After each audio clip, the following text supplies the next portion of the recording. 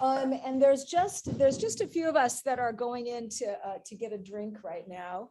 Eva will be here in just a moment. The plan is, well, she's gonna look at how many people would like to say a word or two and sort of figure out the times for everybody, how much time each of us is gonna have, and you guys can let her know if that's a good amount of time or not. And the thought was that the people that are physically here will come up and share, and then the people that are on Zoom will share. Does that sound good to everybody? Yeah. Anybody there ever been to the Revision Lounge on Avenue B? Eva Avenue, who was a student of Dave's, chose this place, and it's just extraordinary. There's a chopped up Cadillac sitting right behind where the stools are. There's amazing things in here, and it's just a wonderful space. So Eva, would you like me to sort of introduce you? Sure. Okay. All right. So hi, everybody. My name's Elizabeth Demaray, and I have the pleasure of teaching the class that's called Conceptual Art, a master class for everybody at the Art Students League. I'm also a sculptor and a professor at Rutgers. And a couple months ago, it was my absolute pleasure to have Eva Avenue come and join the Conceptual Art Making Group. Eva is an amazing individual. She appears to make art in almost every dimension that I can think of. And you are just such an amazing, immediate conceptual artist. We're going to be shouting intimate poetry, I think, next month. There's all kinds of interesting things that we're going to be doing, that she's going to be leading us to do. And during one of our groups, Eva told everybody that Dave had passed. And he had been important to me in terms of my progression as an artist. I know he was important to the theory class. My husband, who's also an artist, Hugo Bastidas, is here, and the theory class at the Art Students League, we're reading his work as well. And we started reminiscing about it. And Eva mentioned that she had been a student of Dave's, and that she had very carefully copied down every word that he had said in several classes that she had attended. And we started reminiscing. I had actually had the pleasure of curating a lecture that he had given at the Headland Center for the Arts. I was a curator there for a year before I came out to New York. And so we started sort of reminiscing and realized that that's my 12-year-old Hugo. My husband Hugo and I's collaborative project, Theo Bastidas Demaray down there. But I just can't believe it. She just put this together in addition to a zine and all kinds of other things. So I'd like everyone to join me for a big hand for Eva Avenue right now. We're gonna have a speaker of you, so whoever's talking should. Yeah, absolutely. So Daniel's not like. Sure. So I'm gonna go spotlight for everyone. So whoever's talking right now is, so come on up. Perfect. Come on up.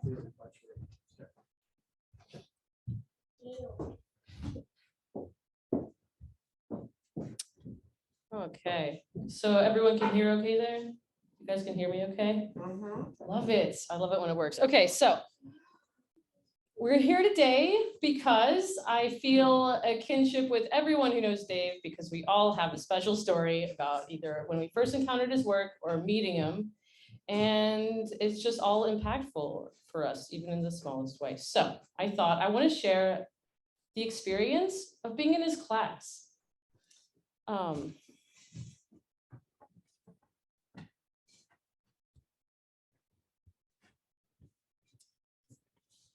So should I just start that now, or should I open with a nice little message from Mary Jane? I think the message Crook, is, who ran the clean, well-lighted place with Dave, and that was in the 70s, right? They were married. Messages first. We could share, Messages and then first. you could continue. Then I'll do that. With spoken, and then people Yeah, on. I love it. But why don't you ask and see how many people on Zoom? Yeah. Do you all want to talk? Do you all want to share at some point today? How many people? Yes, Daniel, Gary, maybe Betty. I'm not hearing anything. If you guys want to mute yourselves, that's fine.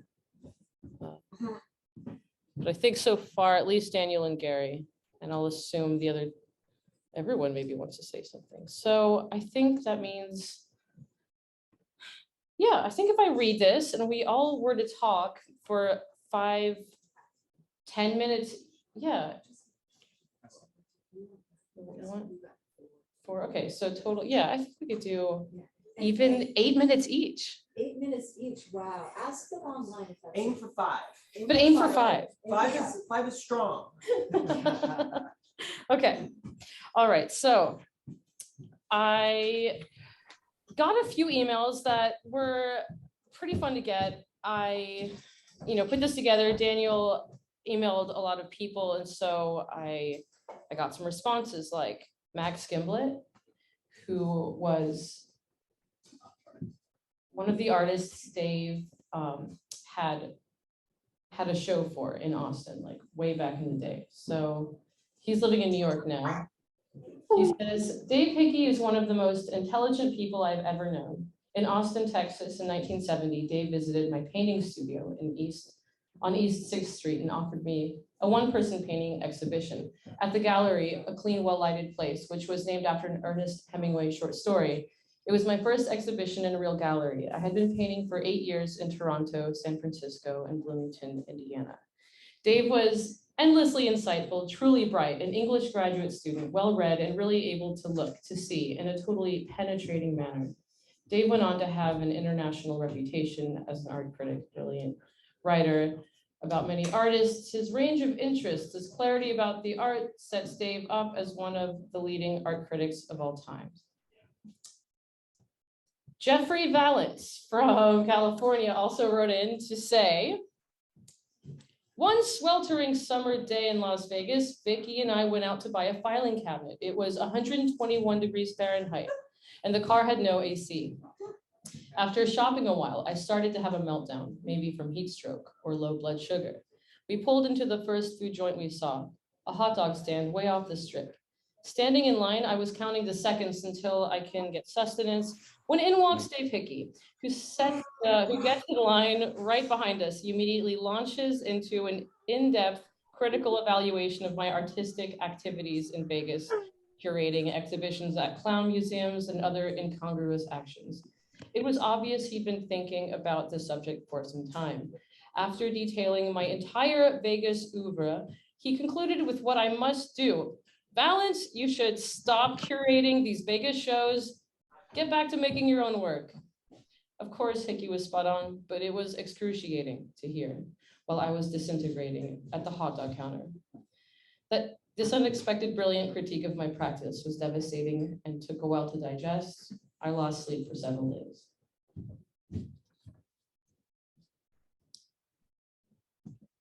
Joseph is an artist who moved to Paris. I think his last name is pronounced Nekvatal. And he says, thank you for writing, Eva. If I was in NYC, I certainly would attend, but alas, I have moved to Paris and refused to Zoom. So, at least I got the note. And then this last one's from Mary Jane, his first wife. Dear Eva, thank you so much for inviting me to attend the memorial for Dave in NYC on Saturday. What a lovely, generous gesture for you to put together this memorial celebration for him here in New York. I'm sorry that I cannot be there, but I will be thinking about those of you who knew and loved Dave, gathered in the East Village and also on Zoom. He certainly did have a way of making a lasting impact on those of us who knew him, and it's wonderful to see that living on. Thank you so much for your part in that. With best wishes, Mary Jane.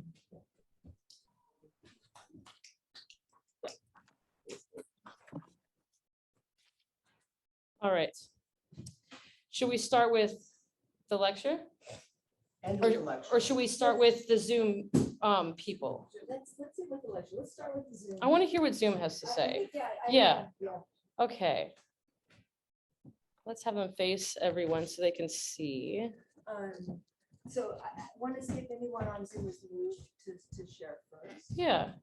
Who would like to share first? Anything you want to say about what you appreciated about Dave? Just jump in. Can I read something? Would that be appropriate? Absolutely. Okay, it's kind of on topic, but I wanted to read something from my book. Although like half of it is just me quoting Dave, which is maybe half my book. And I'm trying to think if there's any context this needs. The only context is I make reference to Dave's essay about a Flaubert story about a parrot. So that will just, if you haven't read either Dave's essay about it or my book about Dave's essay about it, that won't totally make sense. But I think in context. So this is towards the end of my book. Dave once said to me that depth is a German fantasy. I spent a lot of time since then trying to understand what he meant by that. If there's a deep story of Dave, it encompasses his father's suicide, his mother's emotional neglect, his siblings' struggle with alcoholism, his divorce, professional failure, drug addiction, money troubles, physical ailments, social anxiety, chronic insecurity, depression. It's a story of seeking ecstatic, communal, and other kinds of pleasure against a backdrop of pain, dislocation, and failure. Dave dips into this deep story now and then in his essays. Much of his best writing functions in complex relation to it. But he does less work than any writer I've ever known welding the individual ingots together into a larger arc of himself, not even a self-serving arc. He can do depth, but he doesn't live by it, and he rejects the implied hierarchy of the metaphor. The German mistake for Dave is to assume that what's beneath is truer or richer than what's on the surface. It's just in a different location. If anything, if we're asking what's more essential to the grand task of living together in a complex, pluralistic society, it's precisely what's on the surface, available for public perception, celebration, attachment, and disputation, where we have to start. I think Dave has been in pain his whole life. One could assign content to that feeling, but pain, shame, and guilt of the sort Dave harbors don't assume delineated form without years of the type of introspection that Dave hasn't done and never will. To impose that psychodynamic structure on him, dredging up and patching together rosebuds from the depths, would be to concretize what is in fact amorphous. It would also be to miss what's most important in what Dave has done as a writer, which is propose some answers to how we each can respond to our own struggle. We are all guilty, he once wrote. Innocence is the object of wonder, the grail of our endeavors. Such innocence for Dave isn't a denial of history or politics or guilt or pain. Oh, I feel like this is like somehow Dave appropriate. So fucking wet. But maybe not. Maybe like not totally appropriate.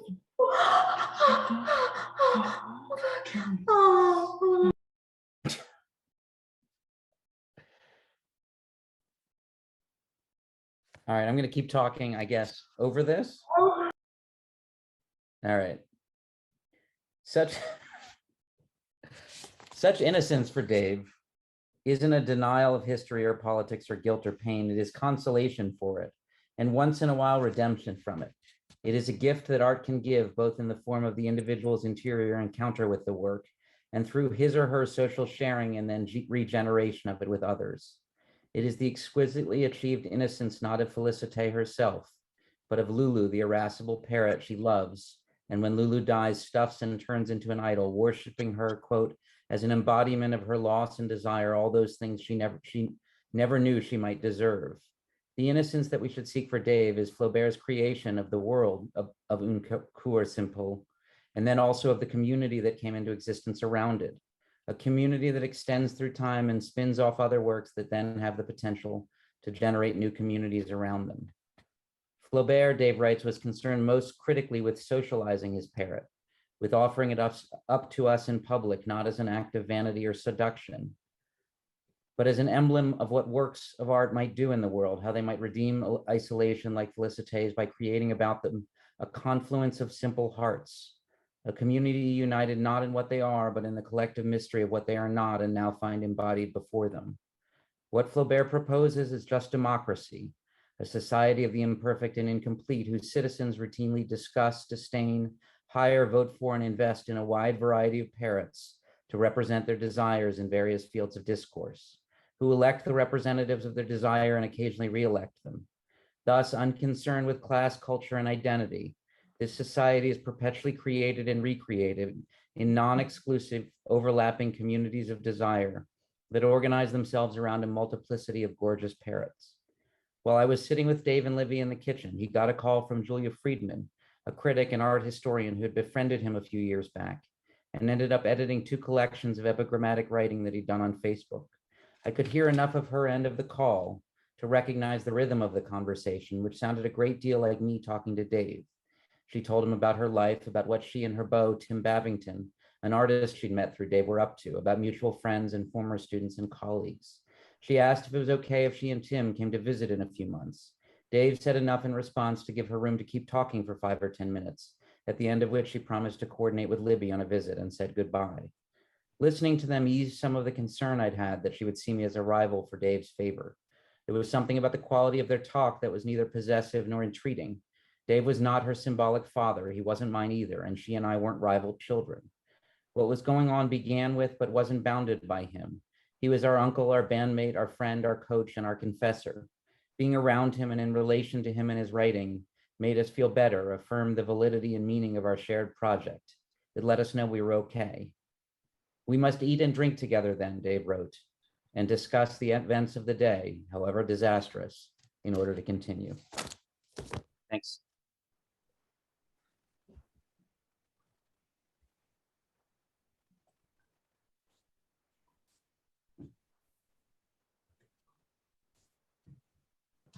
Thank you for that. Slapstick. Someone stepped on the thing. All right. All right. So Daniel and I will be doing a more in-depth interview in the short future on the book to be featured on pyrograph.com. In the meanwhile, how do I turn off the thing where it? Spotlight. Shall we spotlight you? How do we do that? Just how on the speaker view? Okay.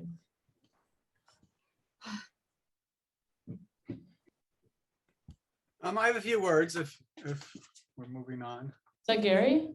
Yes. Thanks for inviting everyone, Gary. Please speak. Well, if we get some porn while it's going on, I do think that is kind of appropriate, but I'll just sort of barrel along through, which is also appropriate. Not that I'm suggesting people start throwing more and more porn up. So I just prepared a few remarks, thinking about Dave last night. Dave was buried on a chilly afternoon last month in Santa Fe. The sun was just past its zenith, beginning its slow descent into the northern New Mexico sublime. A few people gathered around, and some of his old students carried his casket from a hearse to the gravesite. I couldn't stop thinking about how Dave, once so boisterous, lay inside such a delicate, beautiful, periwinkle blue box, all covered with little flock flowers that you could reach out and touch. I suspect that the funeral home generally sold this kind of casket for genteel, respectable middle-class women, or perhaps occasionally for a flamboyant older gay man. Dave, of course, was far from respectable and could never be mistaken for a flamboyant homosexual. He came from a world very different from my own, a world that struck me as filled with carefree experimentation, and I was a child of the AIDS epidemic. So for me, Dave brought up a nostalgia for a life that I never had.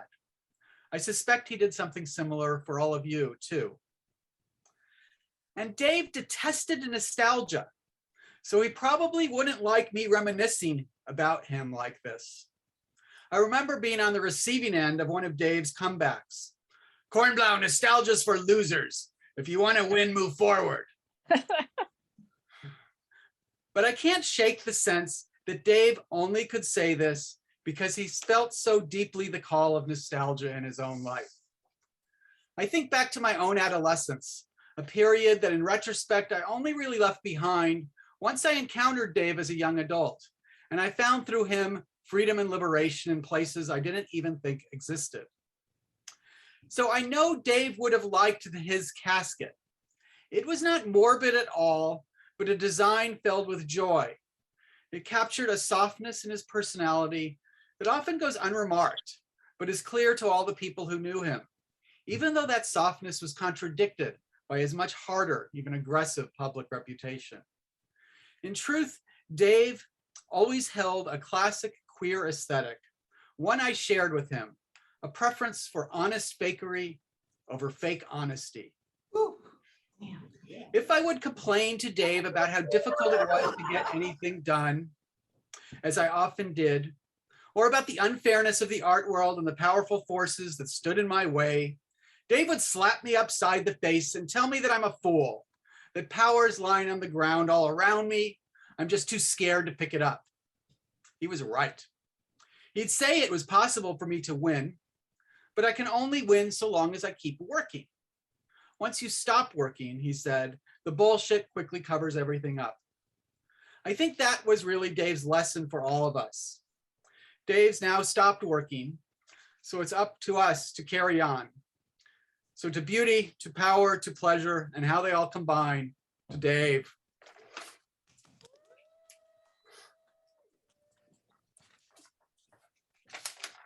Thank you, Gary. All right.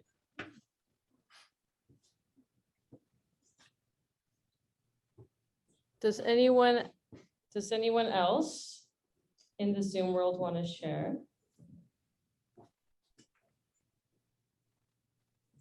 How do I do the thing where it? So you just come up here and you go replace. Okay. You come up here and you go pin. You can pin. Oh, you're just pinning people. I'm just though. pinning, or you can replace spotlight. Yeah, I like So- that. I like the spotlight thing. Okay. Spotlight for everyone. Spotlight for everyone. Move on to continue. video is great. Does anybody? Oh wait, are you muted? No, you're not.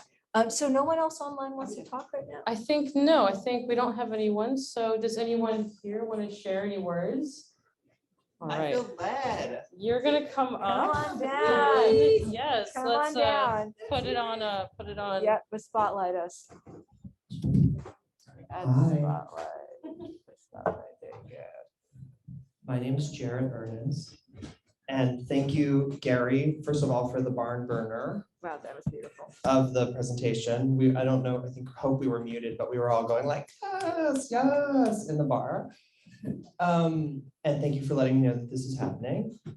I didn't really know what was happening. I just showed up like an hour early and sat next to half a Cadillac and drank a lot of whiskey.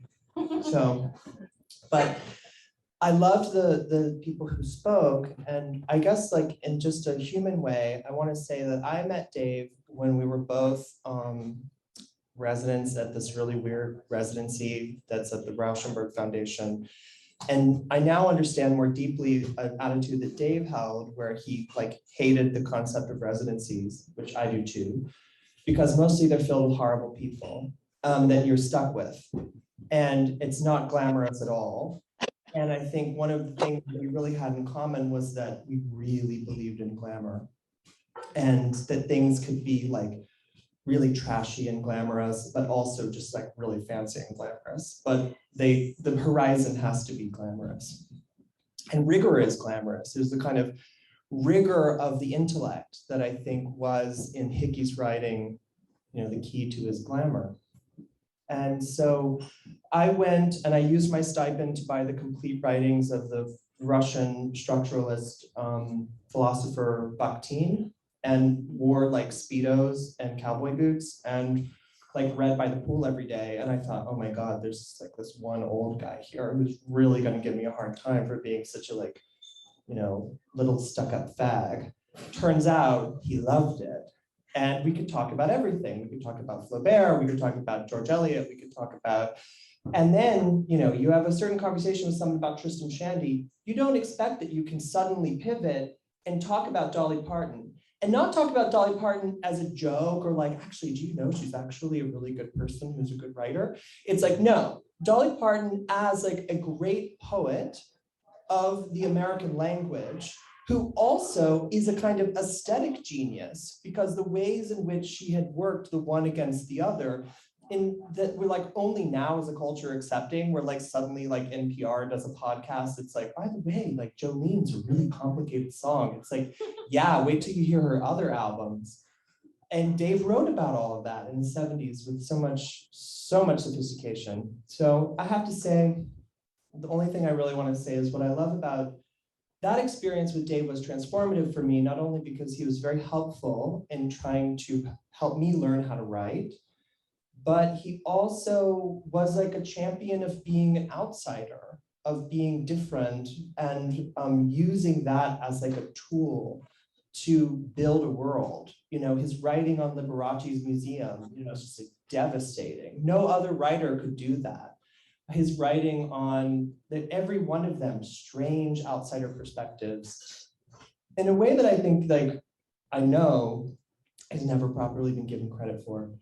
But luckily for us, you know, Dave's work exists, the writing exists, and it's there for all to read in the future. So that's kind of the ongoing gift of this person, who I think was the first and only person I've ever met that I really felt like I recognized that you could be like a total freak in the art world and like not only get away with it, but make people really pay you for it.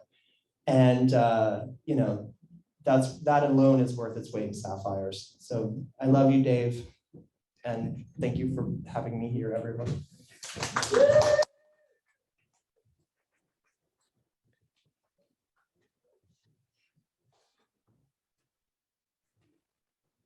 Thank you, Jarrett, Jarrett, yeah, with a T. 2 T's, Jarrett. paid for both of them.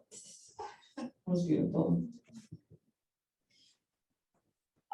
Hugo, do you want to come up? Sure. Okay. So Zoom can't see it, but we've got this cow skull in order to give Southwest roots here. Do I wear that? Yeah, Flavor Flav. Hi out there, it's Hugo Bastidas. I teach, or actually I share art and criticism with a group of people at the Art Students League. And we cover so much, Dave Hickey. It's wonderful. It's a small passage equates to, God, an entire 2 weeks or 3 weeks of discussion. But anyways, I was able to see Dave's lectures here in New York, and I likened them to seeing the Doors live at the Phil Forum, or having the opportunity to see Bruce Springsteen at Third Row Center. So my recollection of those three lectures were when at the SVA theater over on 23rd, someone in the front row asked him, "What's a MFA worth?" And his reply was, that's about a 1986 Datsun. Now, if you don't know what a Datsun is, it's this brand of cars. I think they became Toyota, I'm not sure. In any event, the first front row of grad students, I suppose, they all hung their head like, and someone else piped in and goes, "Well, what about an Ivy League MFA?" And he went, that's a Datsun 1989. Of course, that group hung their head as well. And I think he had the insight to know how much academia could afford emerging artists. And I think that helps us set our own bar, our own trajectory. It's always a base, but not enough for us then to discover ourselves. In any event, the other one that was memorable that he mentioned, or he said to someone who asked him a question, which was, what is the center of the art world?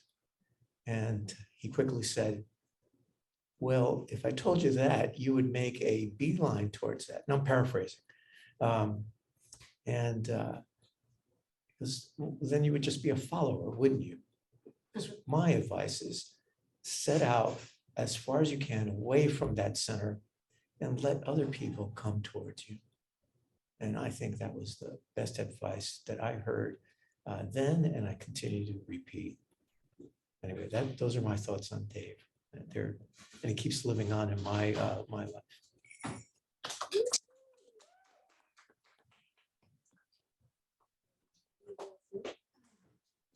Thank you. Yeah, Elizabeth, you have some insight into making some grad students sad. Oh, boy.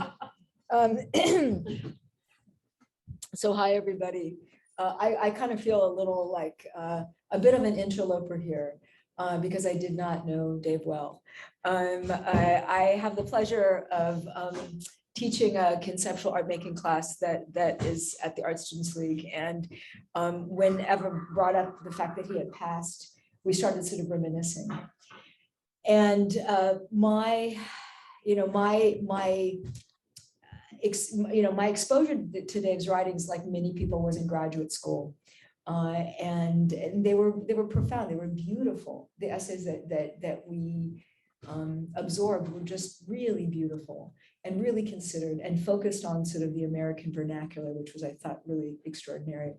And a little later, a couple of years later, I had the pleasure of being a curator at the Headland Center for the Arts in San Francisco. This was before I came out to New York, maybe 20 years ago or so. And we were very excited to have Dave come. We had a lot of visiting artists come through the Headlands. It still is a wonderful residency, international residency. So we would have a lot of people come through. Usually they would go around and meet and talk to the artists. Usually they would go and they would look at the work. I had a sense that maybe he might not. And I had a great time. I curated a show of work that went over the toilet in the bathroom that we thought he would be using, because he had made some joke about spending a lot of time looking at the wall of the bathroom where he pees, or maybe more time doing that, looking at the wall than looking at other things. It was something in passing. So we put up a show of art in the bathroom, and somebody asked him about it. Apparently he didn't notice it.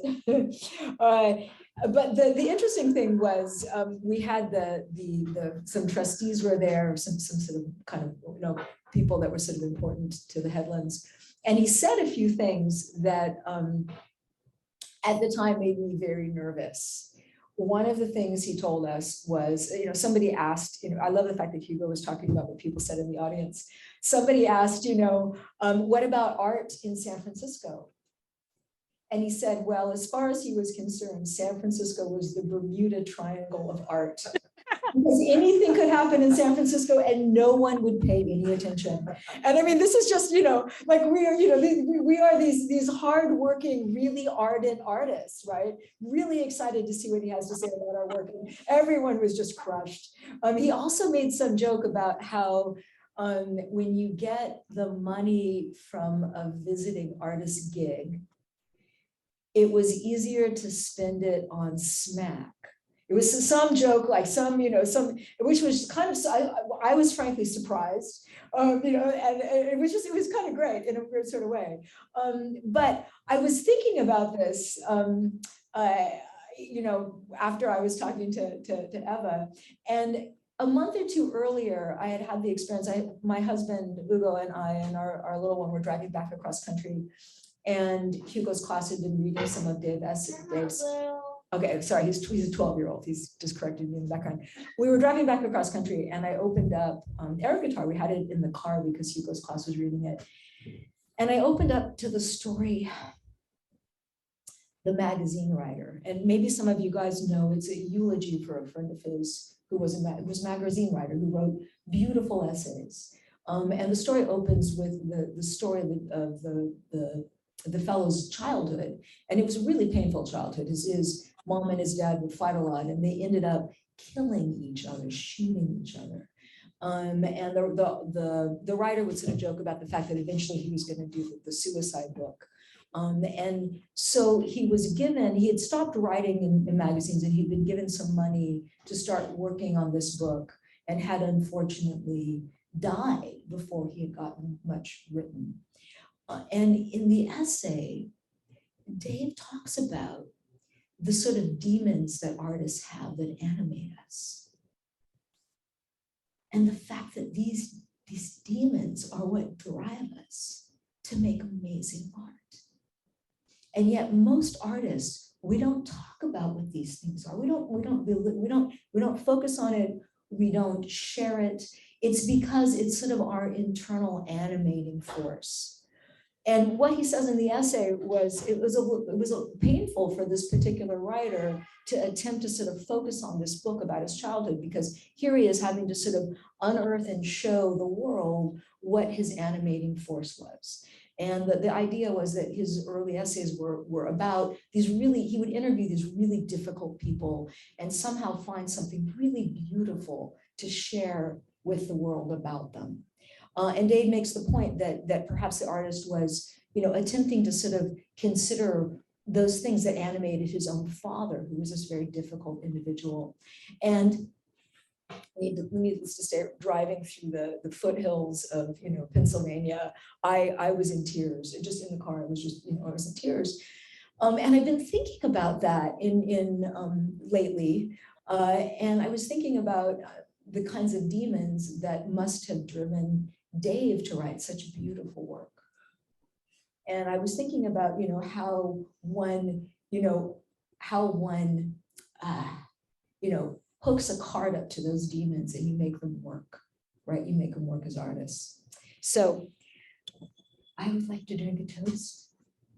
I would like to drink a toast to our animating demons, to the beautiful art that they help us make, and to Dave Hickey, who showed us how. Cheers.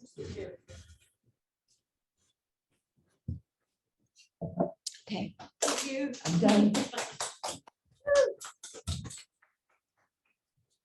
Right. I would like to talk to any of those students who were there that day to see what came of their careers if they got over the despair. I made it Wrong. No. Oh, no, it's the thing. He could say anything and you knew he was right and he could just say it and just get away with it. And that's it's just so nice to be with someone comfortable enough to just tell you what's up and you can hear it. And Tell us what he told you about your paintings. he said they're almost good. I was like, that's fucking glowing. It's like, how a 99-cent pizza is really good in New York? I'm like, that's really good. It's good for me. Okay. All right, okay. So, do any of you want to say a few words? Anyone in Zoom land want to say a few words before I jump into this lecture? And check the chat.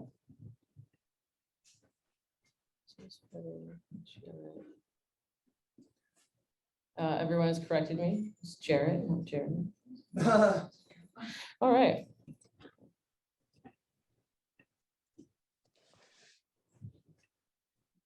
Okay, are y'all ready for this then?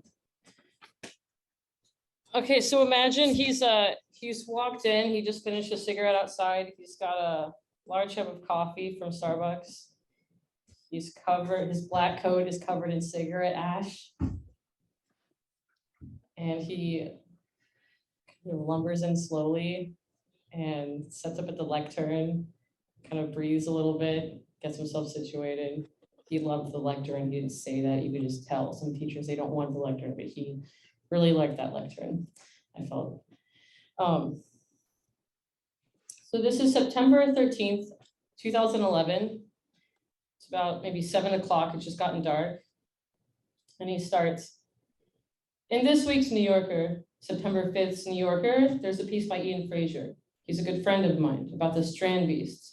And if this doesn't qualify as ecology and art, I don't know what the fuck does. You should read Ian's essay about it and about the Dutch guy who did it. This is the New Yorker. It's a magazine published in New York. I'm so glad there's something decent in art and ecology.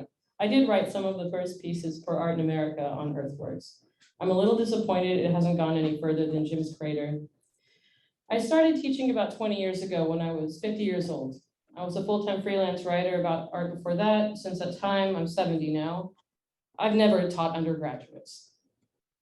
I remember being an undergraduate, but I don't remember being taught anything as an undergraduate.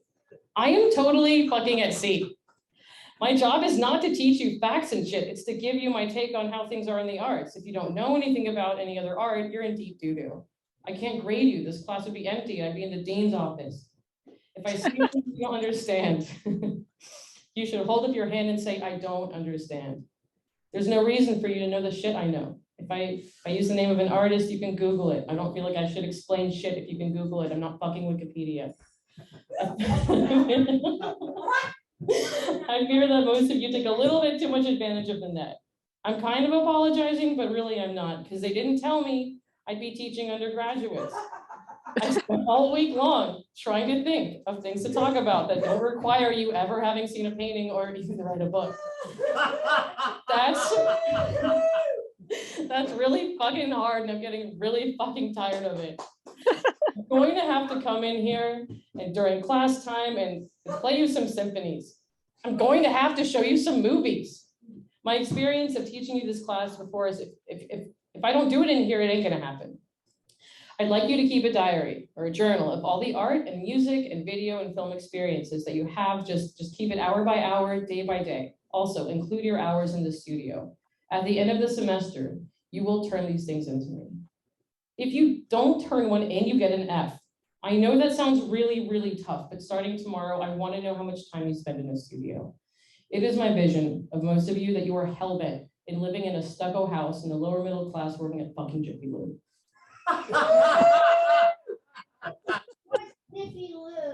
What's Jiffy Lube? Tell him to Google it. I'm not Wikipedia. Okay.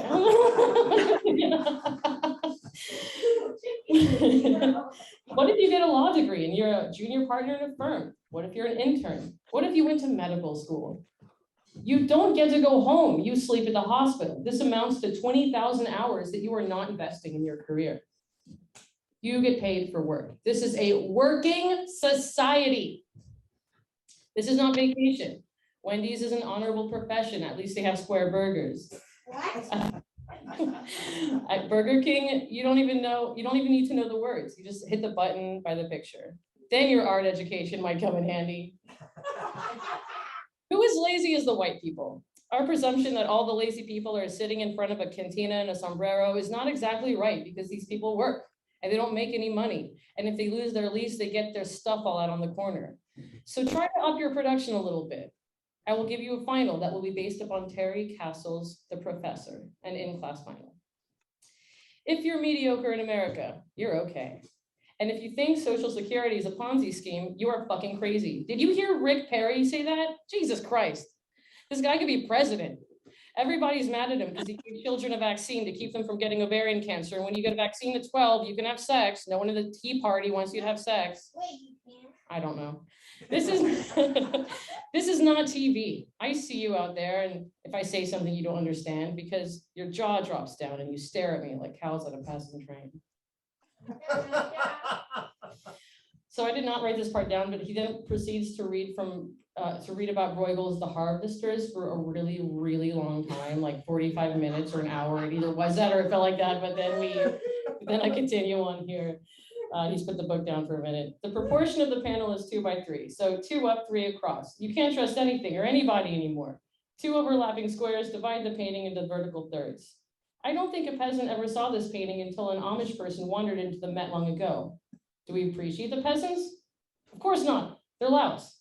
We appreciate the flow of the structure, regardless of what it's about. No one's ever figured out what it's about. It's peasants, it's vodka, which means we don't know what it means. What brings us back to paintings is that there's something there, order beneath the chaos, structure beneath the picture. This means realism is just a fucking trick.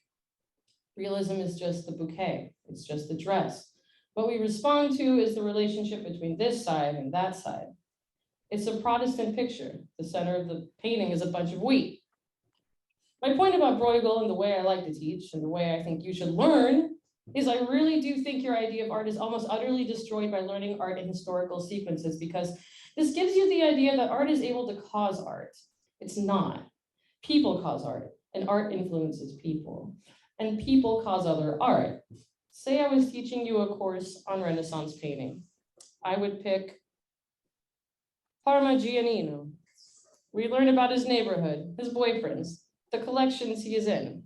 And at the end, you'd know more about the whole Renaissance art movement. It's better to know everything about something than a little something about everything. If you know all about a lesser known person, they assume you know all the obvious stuff. All art is always modern. Art stays steady. We get old and die. If I write about the Bruegel, what I have written is old, but if you see the Bruegel, it's still new. Do you know what I mean? Now, I will explain the difference between high and popular art. The thing about high art is that if you go in the Bible, they have the book of Ecclesiastes and the book of Proverbs, and these are full of ways to live your everyday life. They tell you to be nice to your children, and the sun rises and sets. Basically, they're sort of how to sustain everyday life, how we act toward our friends and our business associates. And then there's the book of Psalms. The Bible is a book that Christians use. Usually it's black and has gold letters on the front. Maybe not anymore. Maybe now it's got J-Lo on the front. Anyway, maybe music. Anyway, popular music is our songs. You've lost that love and feeling. I'll tell you why I don't understand the New Testament and why I don't really understand Christianity. I understand they're supposed to be merciful and tolerant, but I've never met one. Are they still Christians if they're not tolerant and good? I don't think so. Religions are based on sacrifice. Sacrifice a goat to the gods so your penis will get hard. To get something, you give something. Whenever we buy anything beyond our everyday needs, we are sacrificing something that we've earned to get something back, like that nice white shirt with the pleats in it. Most of the stuff we get shouldn't cost very much. I can completely outfit myself for about 60 bucks if I have on cheap shoes, and I do. Because it doesn't matter how I look, it matters how you look or how the art looks. I'm not the show. But if we really believe in something, like a troll doll, and your mother bought you the worst troll doll in fucking history, it was on sale, you can't show your friends because you're so embarrassed to show your friends your cheap troll doll, it's because she didn't sacrifice like your friends' parents did to get you the good troll doll. What's going to make me feel better? Let's say I go on 2 weeks of intensive meditation and prayer to see if it'll improve my life. If I take the money I could have made in those 2 weeks and buy an Armani suit, I am really making a big sacrifice for the power that accrues to Armani. Jeff Beck's Strat. My point is we are used to, in this culture, to accepting the success of those who sacrifice, which is to say that I can tolerate Peyton Manning making $20 million a year because he has invested the hours it took to be Peyton Manning. So I'm not jealous he has $20 million a year. We judge people by their sacrifice. This is why we don't much like rich kids who just got all this stuff and the jet ski just because their dad runs some company that sells rubbers in New Jersey. Here's Christianity. What Christianity does is turn the whole game around, whereas a normal person, you would work and sacrifice to get what you want. No, not Christianity. Christianity, God sacrifices to you. He gives you his only begotten son, whether you want him or not. And therefore, the reason now you've gotten his only begotten son, you have to behave in a certain way or you won't go to heaven. Christianity motivates us with guilt. Oh God, I hope I do good. I don't want to let Jesus down. People who live in New York don't do too well with guilt unless it's your mother. She can lay on the guilt. Oh, it's okay, honey. I've just got my head in the oven. When your parents die, it's not that bad. No, I mean, I loved my mom. She was great. She was a terrible mom, a tycoon, sort of. And when she died, I cried. And it was real sad. And we had a funeral and we stood around. Then I went home and opened the closet door and threw away every piece of clothing she'd ever given me because they were so fucking dorky. There's always a good side. Nothing is without its benefits. You have to recognize this stuff so you don't get over emotional. If you get over emotional, you might make promises you can't keep. Mom, I miss you. I'm never going to drink again. This ritual sacrifice is probably best exemplified in the art world. The art market is not defined by who the artist is, but who the owners are. The people that have the most good art, their art goes up faster than anyone else's art. If a good person buys a painting, the price goes up. Art prices go up in a geometric progression. They go 1,000, 5,000, 10,000, 100,000. To have the power to do this, you have to have a lot of good things. If you just buy one good thing because everyone in your neighborhood buys one, that's not good.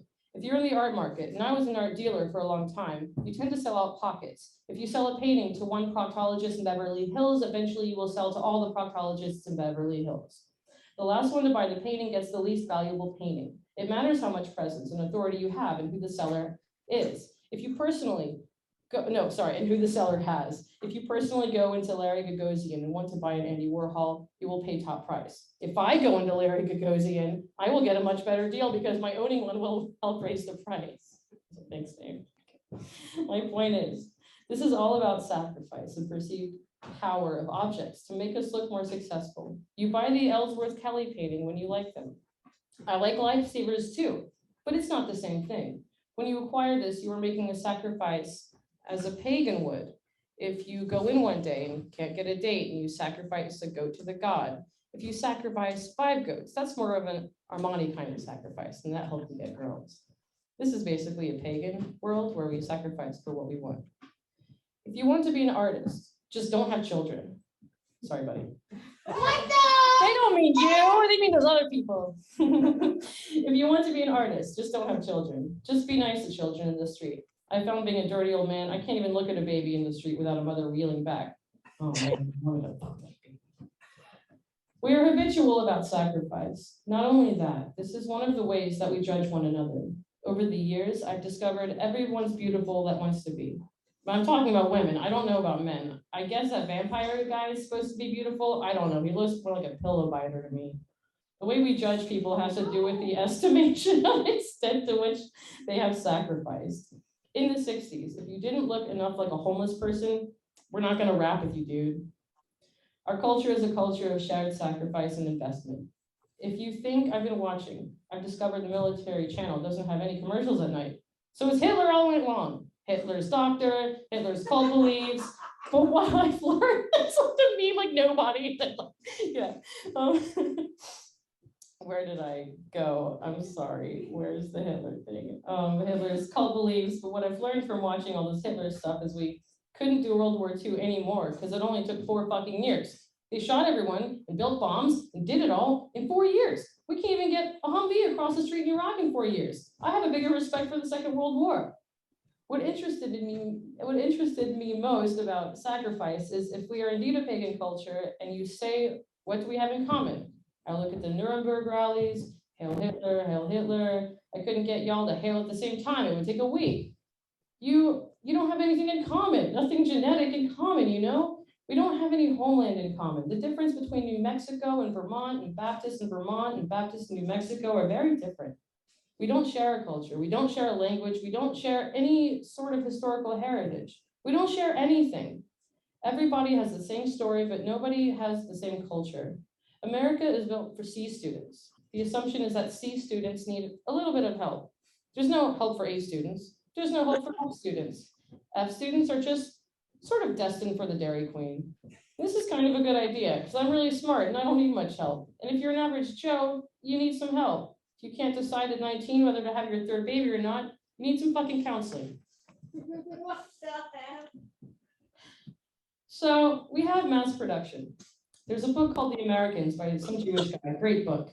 Let's say you live in Kansas in 1925 and you were in the dead geographical middle of America.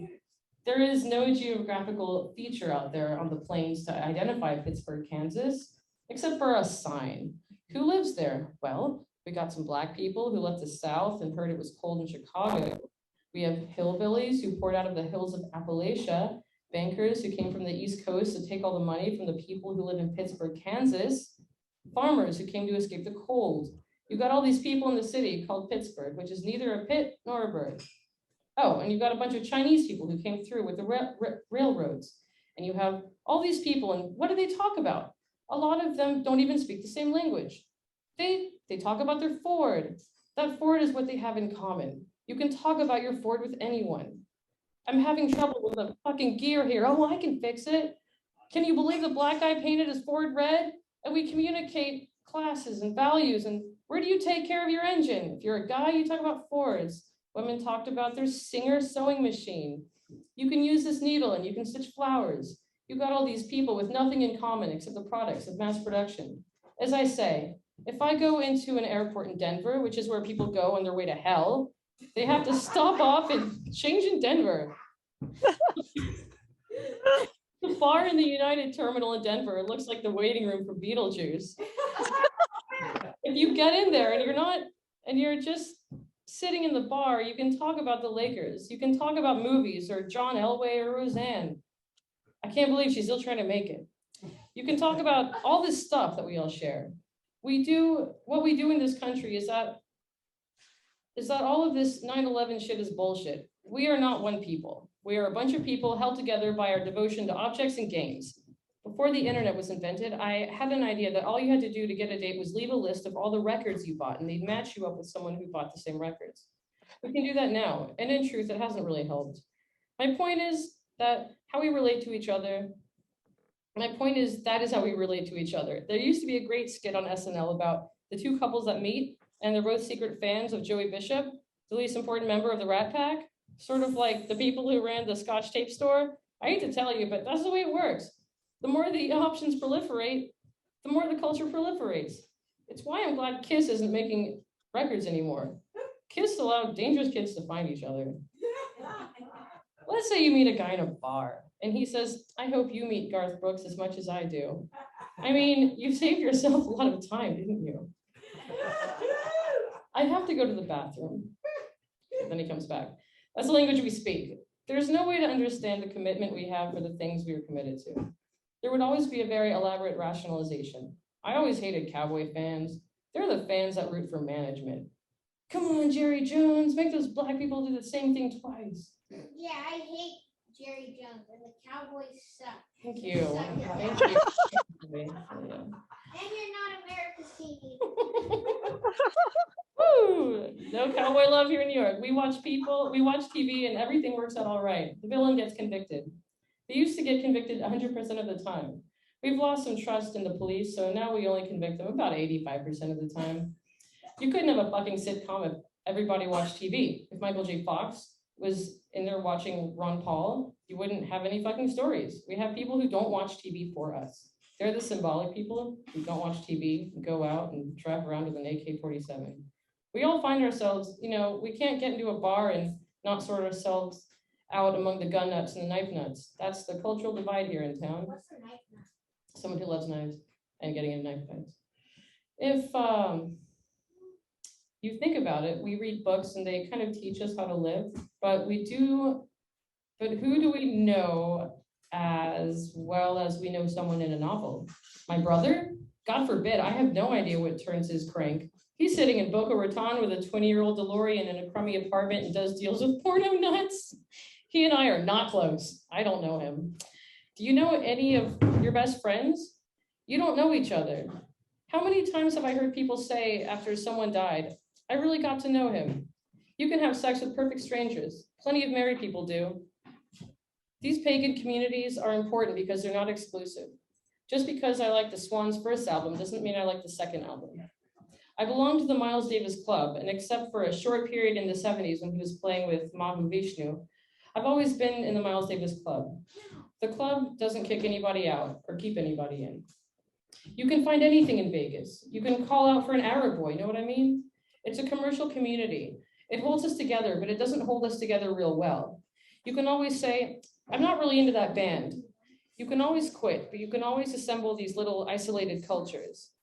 That's what the internet's about. Oh, you like bratwurst too? Then you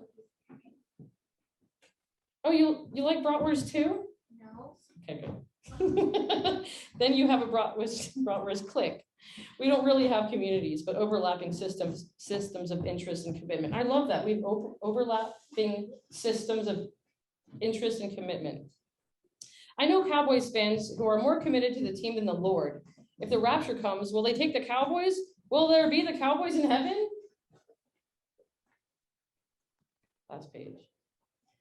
There are some kinds of art that are there to tell us everything is going to be okay, like everything on TV.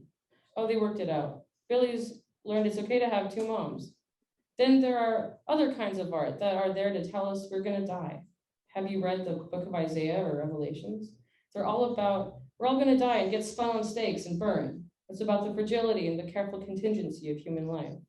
When we watch popular art, we presume there is a moral center that is going to keep the hero from being shot.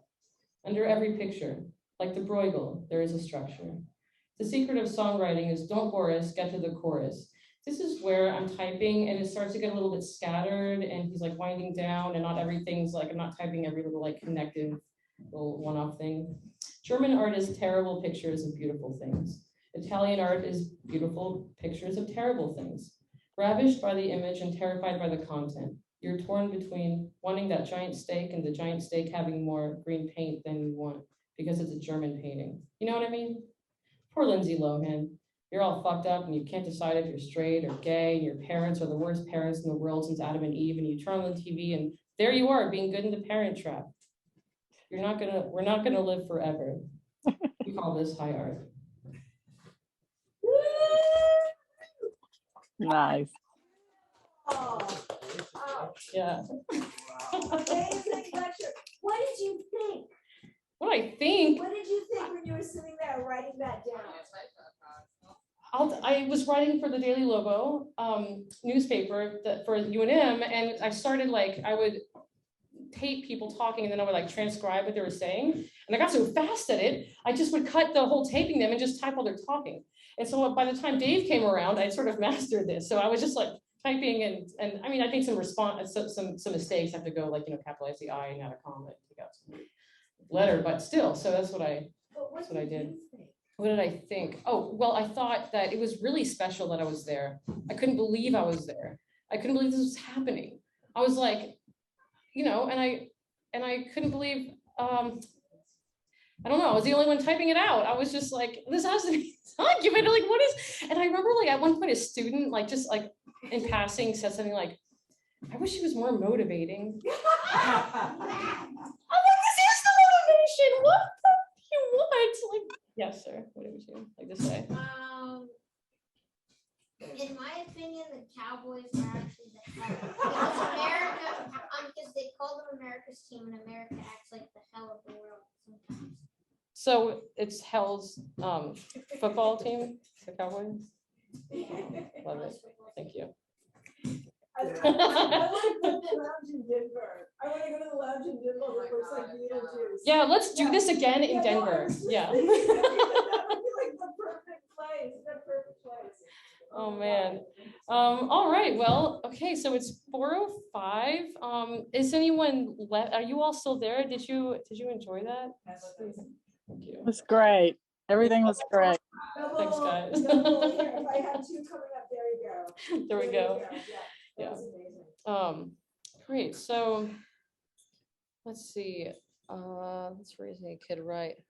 All right. So yeah, how does anyone else want to say more stuff? Does anyone want to jump in or on Zoom or here, or do we just have a ritual and close it down? I don't usually do. I have a word for Elizabeth. A word for Elizabeth. Yeah. Who's talking? Wait, let me find you. I'm an iPhone. Libby. Is this Libby? Yeah. Oh. So Elizabeth, there you are. Yeah. Hey, hi. How's it going? I'm going good, and I thought your talk was really powerful and really great. I would just give you a piece of advice that when you close your talk with a slug of whiskey, that you don't use a straw. Oh, thank you. It'd just be a little more powerful if you just slugged it. I will take that to heart. I will take that to heart. Thank you. The only criticism I have today. Beautiful. Thank you so much. Thank you. I will change my habits. I think that's the only time that I've ever actually done a toast at the end of Yeah. It's a great idea. I'm going to use that in my lectures from now on. Absolutely. Swig of Yeah. whiskey. Do you have any thoughts on the appropriate way to close out the proceedings today? I don't. I actually don't have any thoughts in my head. It's sad. So Well, it was really great. Everything was great. It was a real treat. Thank you. So why don't you big hand for everyone? What do you think? Yeah, let's give us all a big hand Yeah. for gathering here Let's- today. And guys, that was really beautiful. That was really beautiful. I'd like to hear some more lectures. Eva, that was just extraordinary. Yeah. And really it's very funny. Especially the part about the Cowboys. Yeah, we have some football discussion. Just all the many subject changes The that just many kind of subject- flow, yeah. just the stream of consciousness, just, yeah. Absolutely beautiful. Right. Yeah. Eva, that was one lecture? Yeah. Wow. But he stopped and read a lot in the middle too. Right? Yeah. I know. Yeah, he stopped in the middle and read about the harvesters for too long. So. I had to test your resolve. Yeah. Yeah. I want to hear them. You wrote 3 of those, right? You copied Yeah, down 3 lectures? Yeah. Well, I copied on many more. It's all I can find that I like happen to email myself. I Yeah. used to call Yeah. my friend Jeff Nitzberg up after every class and Yeah. read him the whole class, and we would both Amazing. like just celebrate So, together. so I was saying to Eva that Ludwig Wittgenstein, that we wouldn't have any writings from the second part of his career if his students had not written down his lectures. And I actually would like to see that. I would like to see, I want to read them. So I just think that was really. Yeah, we should create something cool out of that. I have zines. Everyone who came today, I'll email you like a properly formatted PDF of the zine we put out today. So the invitation is based off of the cover. It's the Nightly Noodle Monthly. It's in the middle. I put these women. And then I saw that he had the women essay book, so I put that together. Anyway, it's just a fun little piece. So I'll email that to you guys. Thanks. Christmas. There we go. And I think we should probably also have a big hand for the bar. For the bar? Yeah. Yeah. Thanks for letting me have this bar, you guys. Thank you for the bar. All right, and so thanks everyone for joining us. I can't tell you how much I appreciate everything. You are the reason that anyone's here, because I had to so last minute invite people. So in order to meet you all, and I guess we'll just Tell you what, stop the recording and have everyone turn their microphones on go. and let's just do a big hand for you, for Art, for Dave, for everyone that's here. So let's everyone turn your microphones on. Let's have a big hand for Eva. I can't believe she did this in 2 weeks. Eva, thank you so much. Thank you, Eva. That was really beautiful. Thank you so much. All right. All right. Bye, everyone. If anybody gets to Santa Fe, give me a call. Thank you. Love you, Libby. Love you. Bye, Libby. Bye, Gary. Bye, Bye, everyone. bye. Bye, everyone. Bye, Bye. Teresa. Bye, Via.